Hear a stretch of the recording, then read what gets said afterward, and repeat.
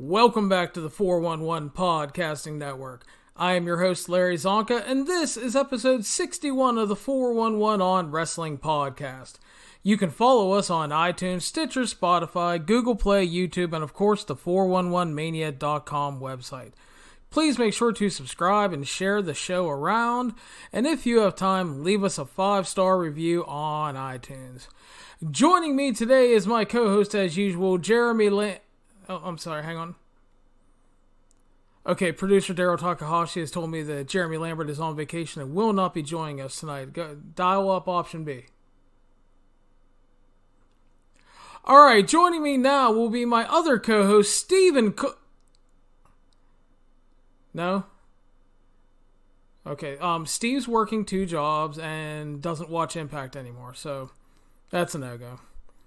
Let's try number 3. I'll dig deep into the bag here. Daryl, overseas call. Let's go. Alright, joining me now is one of 3 people who has possibly watched as much Impact/TNA as I have. His name is Garrett...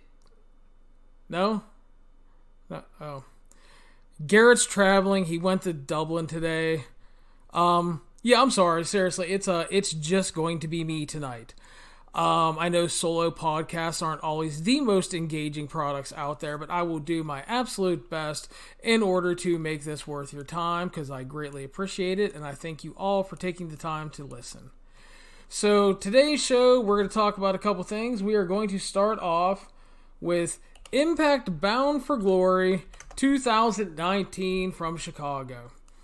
Building looked really good. They reportedly had a sold-out crowd. I'm not sure exactly how many seats that was, but the building looked good. The crowd was pretty much into almost all of the show, and I thought, again, it looked good, so that is good. A little bit bigger of a building than they have been running for the pay-per-views, so I do like the step up in that, and that is a positive for the company as they head into the Access TV era. We started off our pay-per-view with the Call Your Shot Gauntlet in Impact and TNA. When they run a gauntlet match, it is basically your Royal Rumble style match, entrance every minute. You start off with 2 people, and then when you get down to your final 2 people, it turns into a regular wrestling match. So this had a bunch of the undercard guys that were on the Battle Royal on Friday. Eddie Edwards starting at number 1. Mahabali Shera got in at number 20. Weird appearances from Tommy Dreamer, Sabu, Swoggle, the newly signed Joey Ryan, and Kaylee Ray, who also worked the Impact-produced indie show the night before. Lots of rumors of her maybe signing, which she would definitely be a very good signing for them. She's a great babyface performer. So Eddie Edwards ended up going the entire distance from 1 to the end, pinning Mahabali Shera at the end, winning the match at 33 minutes and 5 seconds. I thought it was a solid gauntlet overall. The crowd seemed pretty interested. The flow was pretty good. Edwards was a great anchor for the match because obviously, as if you've watched a lot of wrestling, you know Eddie Edwards is very good at the professional wrestling thing. The only kind of negative here was if you ordered this on Fight TV, the first 3 minutes or so was lost due to no signal. So not all on Impact there, but it comes on a weekend where they had a lot of production issues. They had issues with the Twitch show the night before, and then the Prelude to Glory show had a lot of production problems as well. Thankfully, once we got past that, the show ran well, and crowd was actually mic'd tonight, which was great. And so again, the crowd was really good, added a lot to the show. We moved on to our second match of the evening, which was the Knockouts Championship match. Champion Taya retained, defeating Tennille Dashwood at 12 minutes via pin. Pretty good match overall. I thought Taya was actually very good to great here. She always works really hard. She's been delivering well. I felt Tennille Dashwood failed to deliver again, just putting in a lackluster and flat performance. Kind of sandbagged Taya on the apron package pile driver spot, which could have ended extremely bad for her. Thankfully, she appeared to be okay. Again, the match was pretty good. It just never felt really, really locked in. And I kind of felt bad for Callis and Matthews trying to talk about how the crowd was really into Tennille Dashwood trying to win, when a lot of the time they were kind of booing and jeering her comeback stuff, because no one's really interested in her. I mean, Tennille is a gorgeous woman. She does have talent. She did have potential at one point. But ever since leaving WWE, I've maybe seen one what I would call good performance, and a lot of them are just kind of flat and uninspired. And it kind of doesn't feel like she wants to be wrestling right now. I mean, maybe I'm wrong, but I mean, that's just the feeling I'm getting from it. So in that regard, Taya retaining the championship was the right call because she continues to work really hard, has a good character, and I enjoy her work. We moved on to the Tag Team Championship match, triple threat match. The North defeated Rich Swann and Willie Mack and RVD and Rhino 14-25 via pin. I thought this was a very good and energetic tag match that kind of started to get the show back on track. It felt like there was a lot of effort and sense of urgency here. The ending was really odd when RVD super kicked Rhino for the heel turn out of nowhere. For reasons, I guess. Commentary tried to play it up that RVD was upset that Willie Mack and Rich Swann were stealing his moves, so why would he turn on his buddy and fail to win the championships? Hopefully that is fleshed out and explained better on TV as we move forward. I hope it doesn't lead to RVD being any kind of featured performer in the promotion. He's a dude that works in slow motion, playing the hits, and the hits aren't even that good anymore.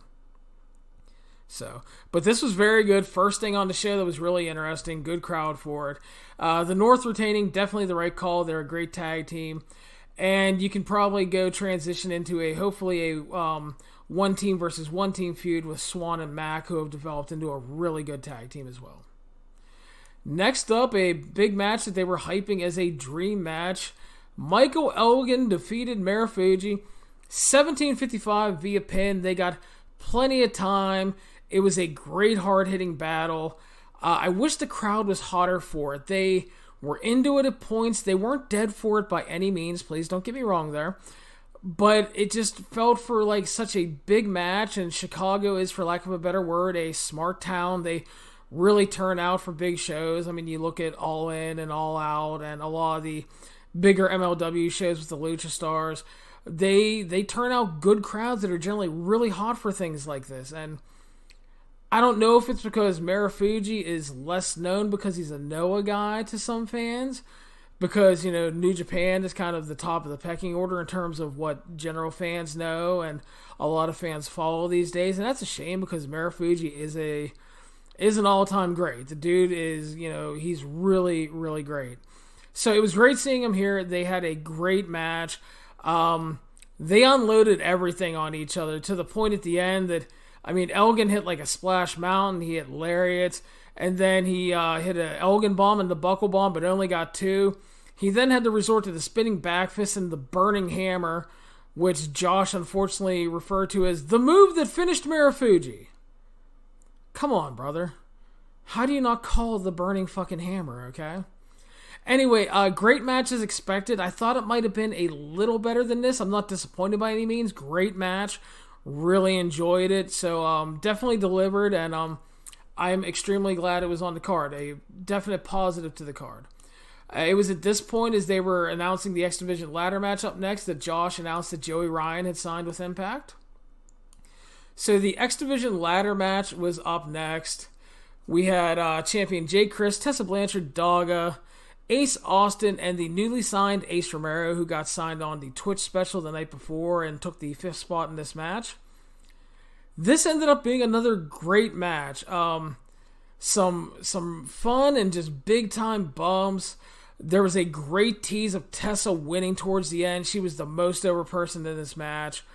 But in the end, douchebag Ace Austin stole the championship, hitting Tessa on top of the ladder with his little magical retractable cane. He becomes the new X Division champion of the world. Romero absolutely made the most of his big opportunity here. He took some big bumps, some big risks. He was doing everything to prove to this company that they made the right choice signing him. So, great effort by him. And the thing about Ace Austin winning is Eddie Edwards, who he's been feuding with, has a guaranteed title shot at any championship he chooses from winning the Call Your Shot Battle Royal. So they can naturally extend that feud here. Although you can definitely make a case for Tessa kind of should have won here. That might be something we talk about later on, depending on how the booking of this comes out. I'm not going to shit all over it by any means, because you are continuing an established feud very well. But in my opinion, Tessa is the biggest star in the company, and I think you should have taken the opportunity to put the strap on her. Next up was Moose versus Ken Shamrock. The first thing I want to say about this is I think that the card positioning for this was an extremely poor choice. Making them go on after a great hard-hitting Michael Elgin versus Marufuji match, and then a great ladder match filled with some really crazy and risky spots, made it almost impossible for them to live up to any kind of expectation. I will say the match was solid overall. Ken Shamrock put in a much better performance than I ever expected. He's 55 years old. He does look in great shape. He hit like a big tope, hit a planche, hit a standing rana. I mean, Ken worked his ass off, so complete respect for him. It was unfortunately a bit overbooked. Ref bump, low blows, Frank Trigg getting involved, so that dragged it down for me. Needlessly overbooked. You're pushing Moose as a star. They want him to be a big star in the worst way. You bring in Ken Shamrock. It's a nice attraction. It's a great nod to TNA's past, as he was the initial NWA champion on the first weekly pay-per-view. And that's all well and good, but I mean, Moose is your guy. Moose is who's signed. Moose is going to be here for a while. And no disrespect to Ken Shamrock, I don't understand why you have to protect a 55-year-old Ken Shamrock who is a guest star. You can make him look good. You can maybe do one spot to kind of protect him, but a couple low blows and the Frank Trigg stuff just really turned me off. Solid overall, better than I expected, and honestly, at this point, I'd kind of rather see Ken Shamrock than RVD a lot of the time. They announced their return to pay-per-view in January with Hard to Kill, which is obviously a kind of inside joke on the whole Impact is dying LOL TNA stuff. No date or location announced, but it will be January. I'm really hoping it's not on the same weekend as Wrestle Kingdom, because number one, it's a shit ton of work for me. Number two, I don't want Impact to get lost in like the Wrestle Kingdom 2-day hype, because not only do you have Wrestle Kingdom 2 days on the 4th and 5th, which is a Sunday, then you have the New Year Dash on the next day. So I'd rather them do a different weekend. Hopefully they can find one that's available, because I would like for them to have a chance to shine and draw some fans in. We headed to the main event, which was changed to a no disqualification match at the request of World Champion Brian Cage. Champion Brian Cage defeated Sami Callihan 16 minutes and 40 seconds via pin. This was a great plunder-filled brawl. The tone fit the personal nature of the feud really well. These guys busted their asses. Sami was busted open. They had a really good crowd for it, and it delivered in the main event spots. You had chair shots, table shots. They broke a barricade. They did a powerbomb onto a barricade. You had thumbtacks at the end. Cage fired up and then ended up hitting a big powerbomb into the thumbtacks and then a drill claw into the thumbtacks for the win to retain the championship. He and Melissa Santos then celebrated post-match the big victory. And if you haven't been following Impact, the reason it got personal is when Cage and Melissa Santos got married, Sami Callihan, who had the title shot, arrived to kind of be a dick and ruin it, had a bottle of champagne, went to hit Cage. Cage moved, and Sami ended up hitting Melissa Santos. Then they did an angle 2 weeks ago where, even though the show wasn't good, the closing angle was great, because OVE is beating down Brian Cage. They handcuff him to the ropes. Melissa Santos runs out. She begs off Sami and OVE. I'm married. He's my husband. We have a child together. And Sami teases walking off, and then the bastard, he is a great asshole, by the way, if I haven't stressed that enough in my reviews, turns around and pile drives her while Cage is just left an emotional mess handcuffed to the rope. So that was a great angle to set this match. So I thought overall, Impact Bound for Glory 2019 was a good but a little uneven show at times with a slow start, but it later developed into a really fun show. I do think they may have missed an opportunity by not having Sammy and Tessa win big here, win titles, and to kind of continue that because, again, Sammy is their best heel by a mile and one of their most pushed acts. Tessa Blanchard, in my opinion, is the biggest star that they have. I know a lot of people are going to say, well, you can keep teasing the Tessa thing and it'll eventually pay off, and that's all well and good, but they have to follow up on it. The other argument is that Cage had the win to get revenge for everything that Sammy did, to get his comeuppance and all that. And I can understand that argument as well, but I also think that Cage has kind of been flat as champion, kind of absentee at times due to his injury issues. And I think sometimes, while smart booking is good, smart booking is also going with the hot hand. And in all honesty, I think Sammy was the hotter hand. Time will tell. I will definitely allow it to play out.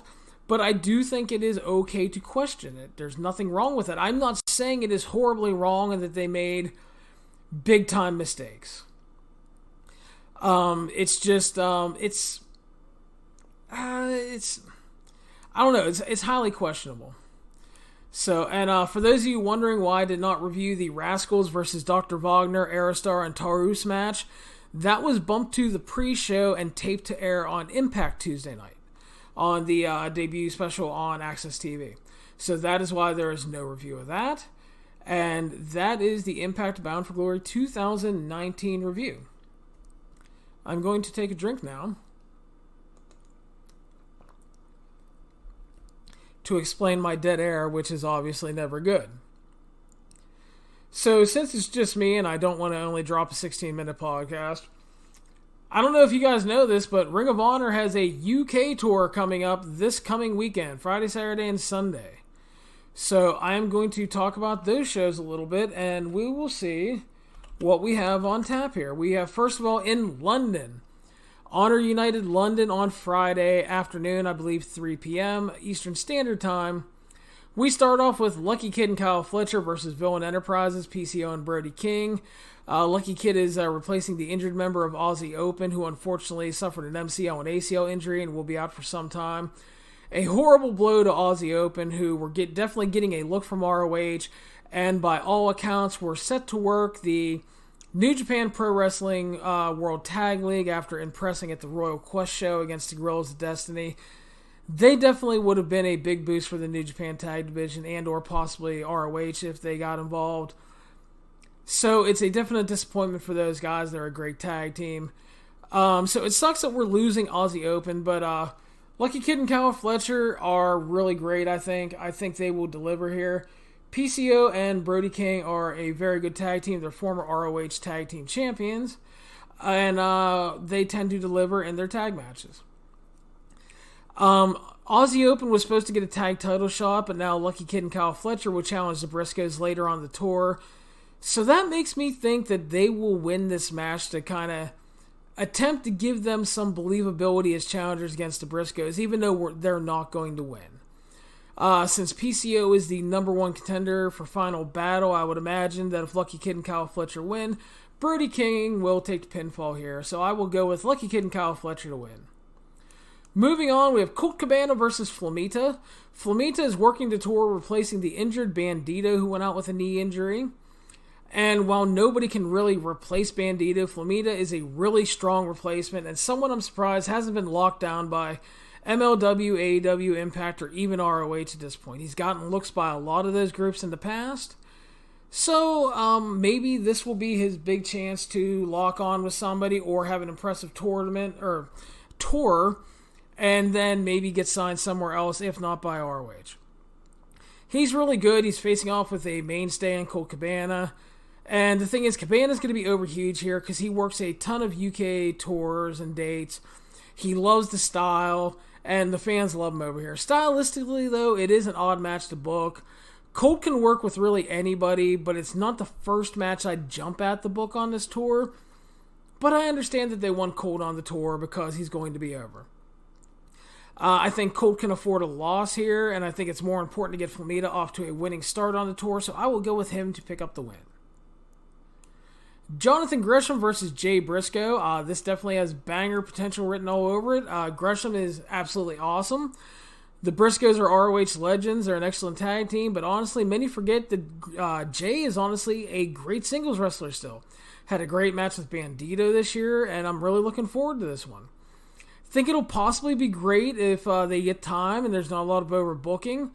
I think that this may be used to set up a tag title match at Final Battle, possibly Gresham and Lethal versus the Briscoes. And if that's going to be the case, I can see Gresham winning here. Wouldn't be surprised if it ends up being maybe by disqualification because they do protect Jay a lot of the time. But I will go with Jonathan Gresham here. We stick with the Briscoes. Mark Briscoe versus Jay Lethal up next. Again, another match with a lot of potential. Jay Lethal is great, always delivers on these specials. Mark Briscoe, again, a great tag worker, but it's often forgotten that he can go as a singles guy. Lethal's a great dance partner to have for him to have a good match. And like the previous match, again, I think this may be part of setting up a tag title match at Final Battle. And again, if that's the case, I will go with Jay Lethal picking up the win here. We go back to tag team action here with the Brat Pack, which are Australian wrestlers Mitch Waterman and Nick Burry, who have been teaming for 3 years. They hold the MCW tag titles.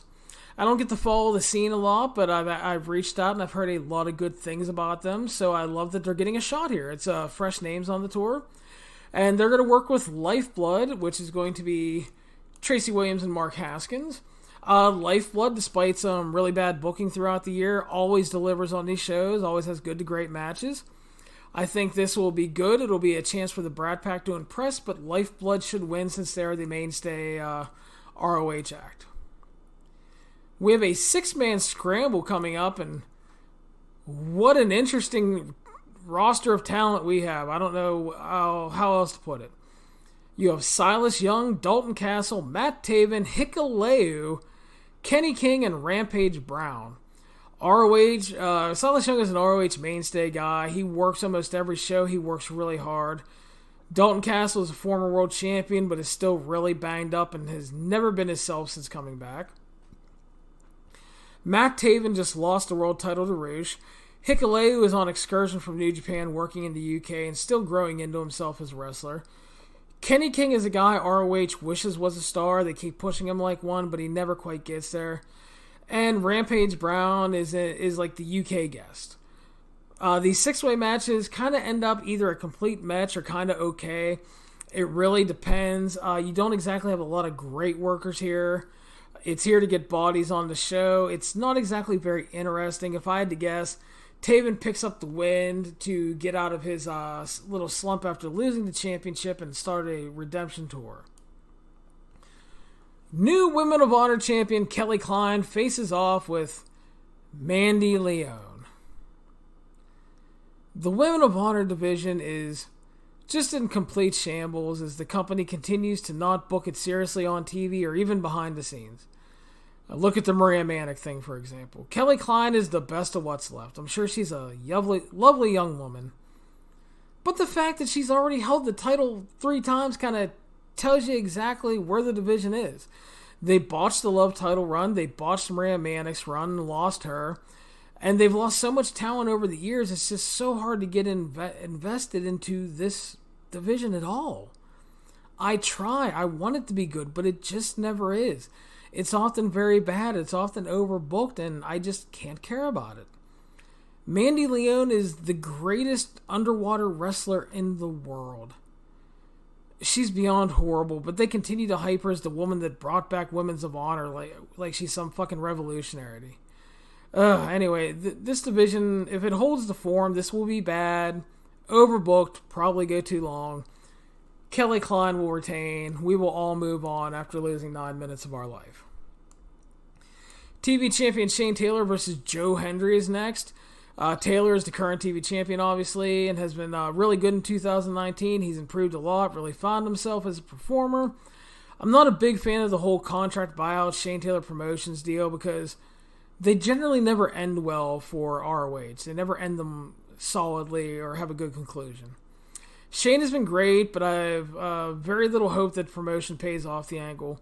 Joe Hendry is one of the newest signees. He has a ton of charisma. He can go, but hasn't gotten over at all in the U.S., and it's just been completely cold in front of the crowds. The good news is that with this being in the UK, he should come off like a star, hopefully.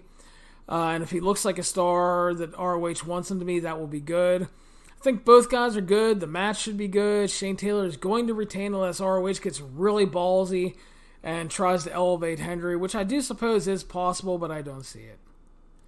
Closing up night 1 of the tour, Jeff Cobb and ROH champion Roosh versus Flip Gordon and Marty Scurll.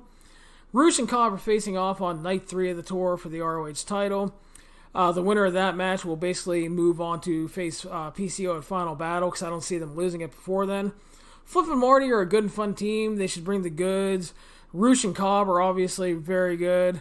The goal here of Villain Enterprises, in theory, should be to weaken the possible champion heading into the match with PCO. That should be the game plan. They'll end up failing. Roosh and Jeff Cobb will win, although I wouldn't be shocked if there was some kind of drama or tension between them to set up the big title match on night 3. So that is night 1 in London. Again, I believe 3 p.m. Eastern Time or 3:30 p.m. Eastern Time will be the start time. And that leads us to ROH Honor United Newport. The Briscoes face off with Lucky Kid and Kyle Fletcher to defend the tag team titles. I've talked a lot about both groups already. The Briscoes tend to always deliver. I have faith they will deliver here, possibly steal the show. The Briscoes will retain the titles here because Lucky Kid and Kyle Fletcher are not the regular team, and they're likely not returning anytime soon, judging by the way ROH books UK talent. ROH Women's Champion Kelly Klein faces off with Lana Austin. Lana Austin is our UK guest. She's fine. Kelly Klein can be fine. Again, this division has been booked so atrociously that I really can't find myself caring at all. I'm hoping for the best. Maybe it'll be good. There's no way that Lana Austin wins here and takes the title because she's not coming back. Joe Hendry versus Matt Taven. Again, this tour should be the start of the Matt Taven Redemption Tour. He should start picking up wins, and winning over Joe Hendry here would be good for him, especially after he wins the 6-pack challenge, which he should.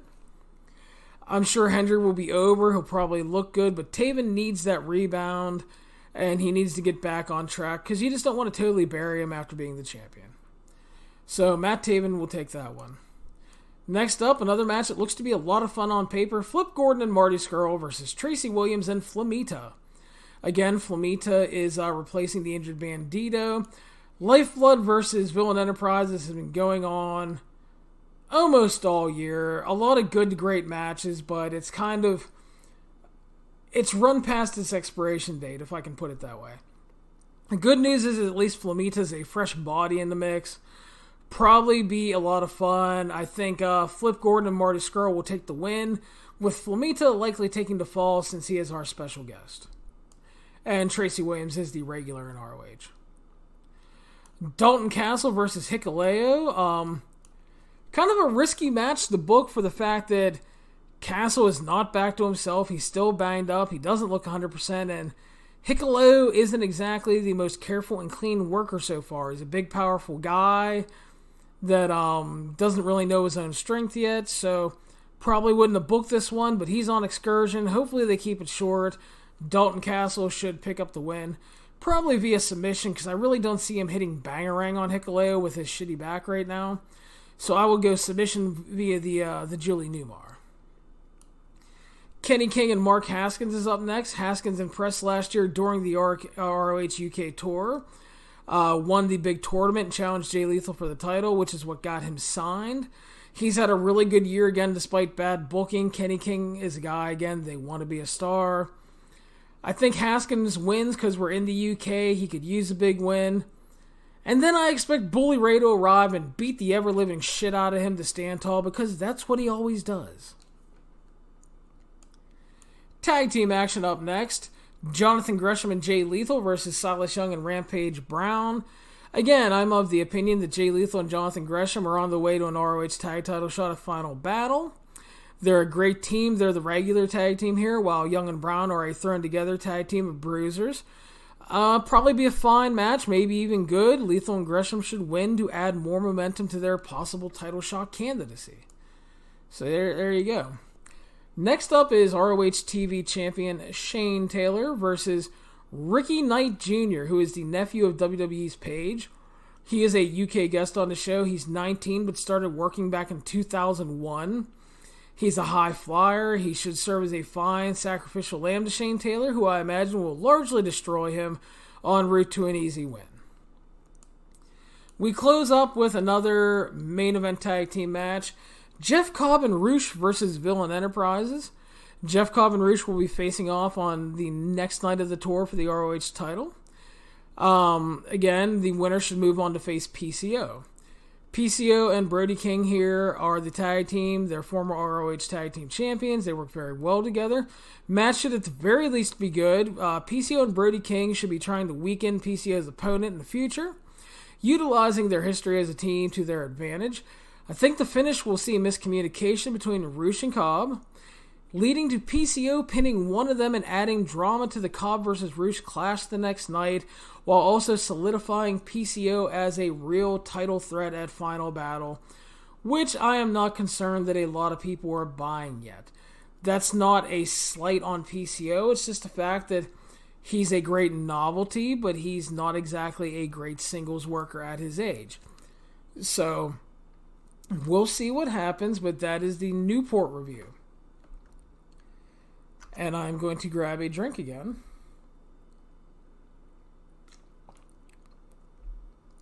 To justify my dead air. We close out the tour by going to Bolton. Final night of ROH Honor United 2019. Joe Hendry versus Silas Young. I have Joe Hendry losing to Shane Taylor and stuff. So, again, Silas is a guy. He's a workhorse. He works really hard. He's a guy that can afford to lose here. It's a singles. Joe Hendry really needs momentum. So I will go with Joe Hendry picking up the win. Hopefully in a really good performance for him. Hopefully he looks like a star in front of the UK crowd, because they need to translate that to the US then. Here is something I'm really looking forward to. A match between two ROH guests on this tour. Flamita and Speedball Mike Bailey. Again, Flamita is replacing Bandito in this match, which I was looking forward to that, but Flamita is going to be a great replacement here. Again, surprised he's not locked down by anybody yet, but I'm excited to see him on the tour. Mike Bailey is extremely talented. He's only gotten better over the past couple years, but has fallen off of the radar to many due to the ban hammer at the U.S. border when he was coming over without a work visa, and that has led to him working internationally. So knowing the skill level of both guys and their history of delivering electrifying matches, I'm really excited for this one. I think it will steal the show here on the final night, and maybe the match of the tour if I had to guess.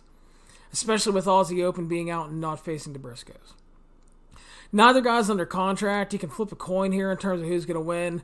But they brought in Flamita to be part of Lifeblood for the tour, and Bailey's only working the one date. So I will go with Flamita here. Again, probably the match of the tour. Lucky Kid and Kyle Fletcher versus Marty Scurll and Flip Gordon. Again, it'll probably be good. All the guys involved are really good. But Villain Enterprises are the ROH Mainstay Act. They're facing non-contracted talents. They're not facing Aussie Open. So I could be wrong here, and I might be surprised, but I think Villain Enterprises wins. This is kind of going to be Marty's swan song in a lot of ways, with ROH going out on top, I think, on, the UK tour. We go again to tag team action. The Briscoes versus Hikuleo and Kenny King. Take a guess what's going to happen, kids. The Briscoes are going to win, pinning Hikuleo because he's on excursion. Probably be okay, but Hikuleo and Kenny King does not sound like a good tag team combination in any planet in the multiverse. Dalton Castle versus Rampage Brown. Again, I've talked a lot about the Dalton Castle injury issues. They're not good. He works really hard, but he's not 100%. He's facing Rampage Brown. Brown is 36. He's an 18-year veteran, regular on the UK scene, working for various promotions, and recently won the Rev Pro tag titles with the Great O-Khan, which is a New Japan talent on excursion. Brown's a good heavyweight. He works really hard, has the ability to make his opponents look really good a lot of the time, I feel. So I think they can have a good match. Castle's the ROH regular. He still needs to pick up wins to, he's really getting by on charisma these days and just, all that because he's still so beaten down. So he needs to pick up wins here, and this is a great chance for him to do so. And again, that's not me downgrading Dalton Castle and calling him horrible. It's just the injury issues have really, really hurt him. Jay Lethal and Jonathan Gresham versus Villain Enterprises, PCO and Brody King. This one has a lot of potential. I think, again, they're setting up Lethal and Gresham for a tag title shot. Can definitely see them getting the win here, obviously pinning Brody King and not PCO. But you can make an argument that you don't want PCO losing another tag match on the tour. I think you can safely flip a coin, but I'm actually going to go with Lethal and Gresham. But I will not be shocked if Villain Enterprises ends up picking up the win here. Should be good, though, because both teams work really well as units. And now we go on to the main event of the night and the tour. ROH World Champion Rush versus Jeff Cobb. Several weeks back, Jeff Cobb won the Deny or Defy match while Taven was still the champion to earn him a future title shot, which is why he gets the challenge here. Rush then defeated Taven at Death Before Dishonor in a great match to win the championship, which led to this coming full circle and giving us this. It led to Taven and Rush coming full circle, but also robbed Cobb of a chance at getting revenge on Taven for the loss at Best of the World. What's really interesting is not quite the match itself, but it's going to be the booking because, according to most reports, both of these guys have contracts that run out at the end of 2019, although some are saying Rush is locked in until the end of 2020. There are reports that both have interest from other promotions and all that, so PCO is reportedly re-signing, but I don't know if he has officially re-signed. And the ROH contract stuff is really weird right now because, no offense intended, with all due respect, but you're locking in Matt fucking Taven for a big contract before Bandito, Cobb, and others. Anyway, the winner here will be moving on, basically to Final Battle, to defend against PCO. PCO getting the title shot earlier in Canada this year made sense, and nobody saw the 51-year-old main eventing ROH's biggest show of the year. Back to this match though, Rush's ROH champion was the right call. Cobb is a great challenger. Definitely has a lot of potential here. The real issue here is that Cobb already worked his way to a title shot, had a big undefeated streak, and then lost that match. Cooled him off completely, so now he works back to another title shot. He's a more than worthy challenger, he's a great performer, and a guy ROH should have been looking to build around all year long. But Rush is the hot hand, he really shouldn't lose the title here. So what do you do with Cobb, though? I mean, I see Cobb losing here, possibly tooling around in the middle of the card for the rest of the year, and then unfortunately for ROH, there's a very good chance that they lose Jeff Cobb, which is not good for them. So that is the look at the ROH tour coming up. I will obviously have reviews of all those shows, so make sure to join me for those. I do want to thank everybody for listening to the show. I apologize for it being a solo show. I did try. Jeremy went on vacation. Steve just doesn't have time to follow Impact anymore because he works 2 jobs. I tried to dig deep and get a great guest in Garrett Kidney, but unfortunately he was traveling back from Dublin and wouldn't have time to be on the show. And obviously, if you know Garrett and follow him on Twitter, he would have been a great resource for this because, again, he's one of 3 people on the planet Earth that have watched as much TNA's Impact as I have, the other being Mike Sempervive. So I did try. So hopefully I gave you guys something interesting to listen to for about 40 minutes. I want to thank everybody again. Please know that I greatly appreciate all the listens, all the downloads, all the mentions on social media. So again, in closing, this is the 411 Podcasting Network and the 411 on Wrestling Podcast. Please make sure to subscribe to us on iTunes, Stitcher, Spotify, Google Play, YouTube, and you can also follow us on the 411mania.com website. Please make sure to subscribe to the show. Please share us around on social media if you have a chance. And as always, leave us a 5-star review on iTunes. Have a great week, everybody. Jeremy and I should be back later this week, breaking down the Wednesday Night War. Have a great week.